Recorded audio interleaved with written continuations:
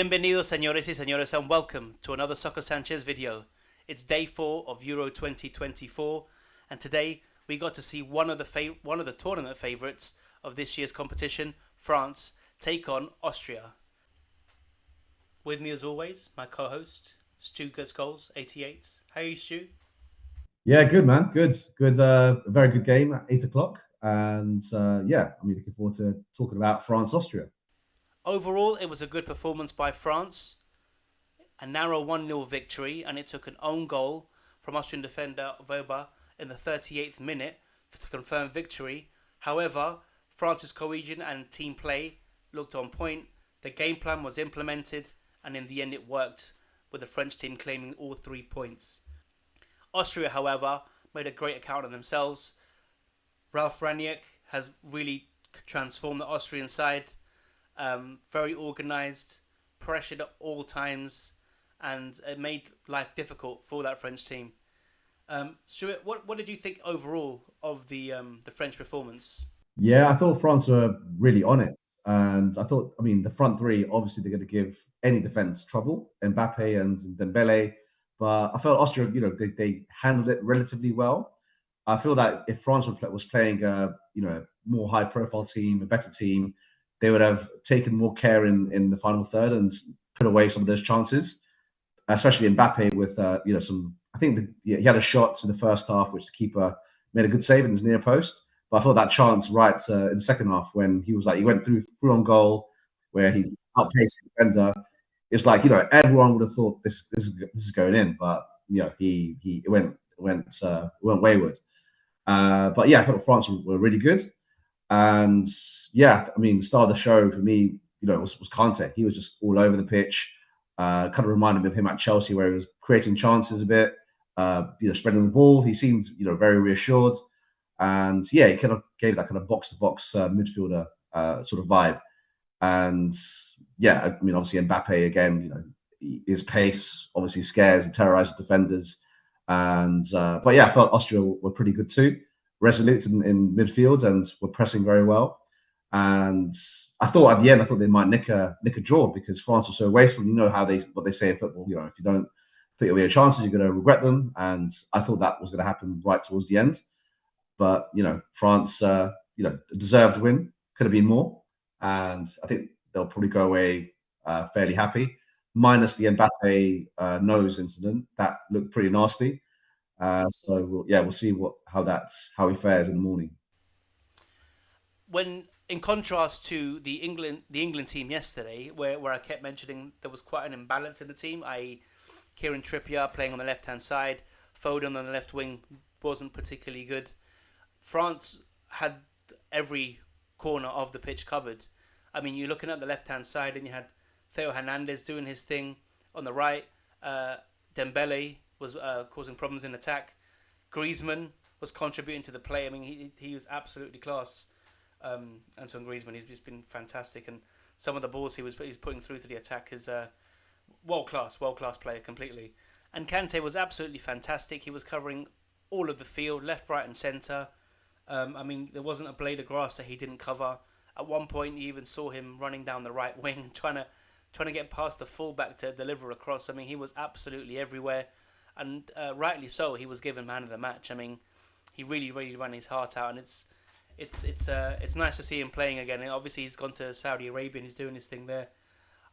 Me personally, I don't get to see much of the Saudi Arabian league, but it was good to see him in the middle of the pitch today. I forgot how little he was as well. The way he was just running things and just this diminutive figure in the middle of the pitch, just absolutely world class, and it was good to see. Griezmann, Dembele. There's a few chances. There's a few incidents there where Griezmann was a bit, was not greedy, but he could have, given it to Dembele to sort of run in, and it didn't happen. But there was, that overlap was happening on the right hand side, whereas yesterday we saw that with England, it wasn't happening on the left hand side.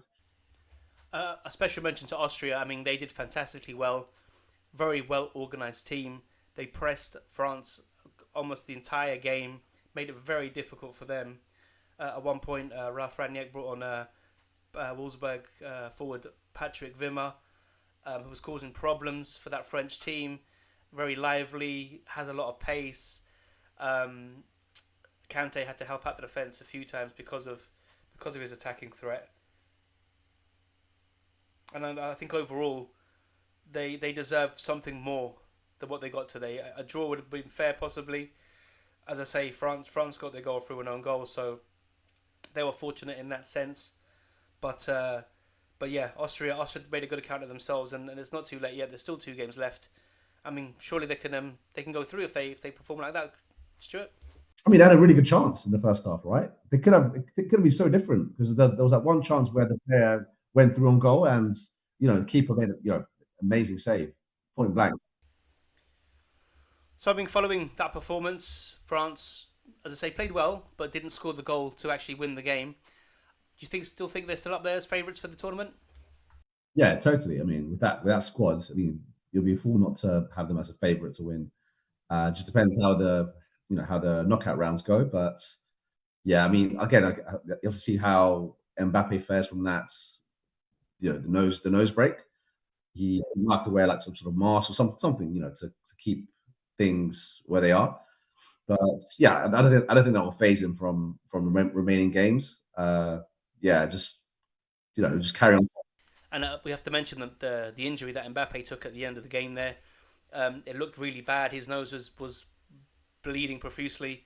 A lot of the comments and the commentators were saying how it looked like a broken nose. Obviously, we'll have to wait and see what the doctor says, but it's likely we're going to see Mbappe for the rest of the tournament with some sort of face mask, I assume.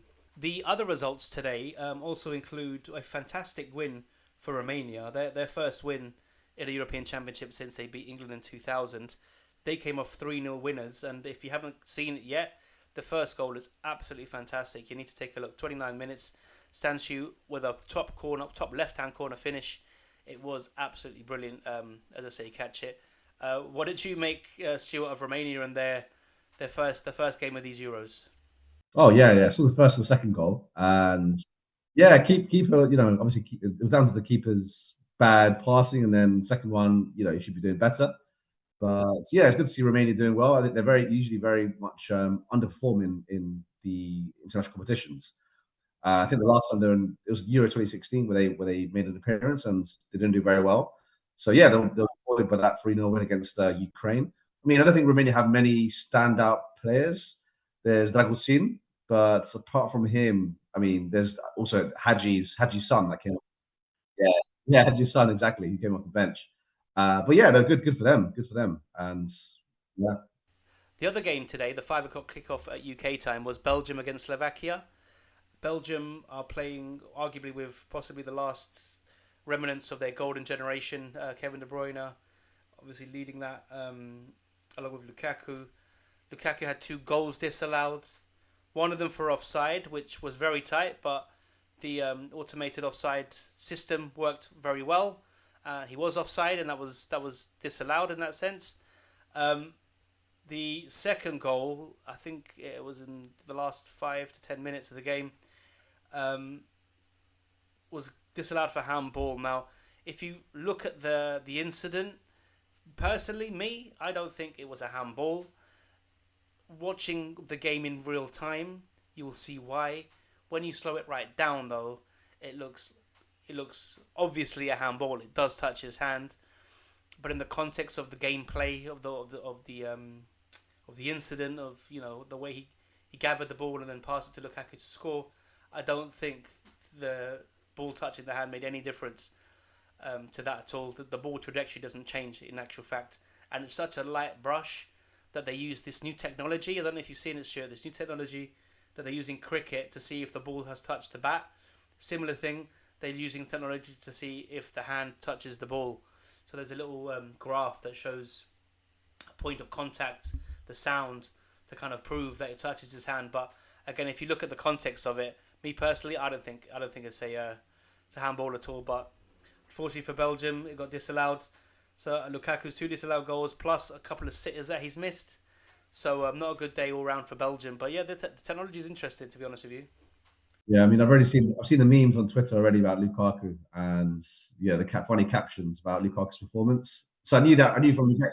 I knew from it's simple Lukaku, right? He just doesn't finish.